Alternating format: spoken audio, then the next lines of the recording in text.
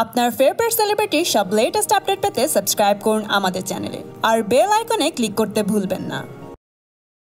গত ২০ বছর ধরে সালমান খানের দেহরক্ষী হিসেবে কাজ করছে সেরা। তবে আপনারা কি জানেন কত টাকা বেতন পান তিনি? আর যা পান তা শুনলে আপনাদের চোখ রীতিমতো কপালে উঠে যাবে। ভারতীয় গণমাধ্যমগুলোর প্রকাশিত প্রতিবেদনে জানা যায় সালমান খানকে সুরক্ষিত রাখার জন্য প্রতি মাসে ১৫ লাখ রুপি পারিশ্রমিক দেওয়া হয় সেরাকে। তবে এর জন্য কঠোর পরিশ্রমও করতে হয় তাকে, কেননা জনসম্মুখে গেলেই সালমানকে ঘিরে ধরেন তার ভক্তরা। আর সেখান থেকে ঠিকমতো সাল্লু ভাইকে বের করার দায়িত্ব সেরার। একবার তো কয়েকশো ভক্ত সালমান গাড়ি ঘিরে ধরেছিল, পরে ভক্তদের ভিড় ঠেলে রাস্তা তৈরি করে দিয়েছিলেন সেরা। আর এটি করতে গিয়ে গাড়ির সামনে প্রায় ৮ কিলোমিটার দৌড়াতে হয়েছিল তাকে।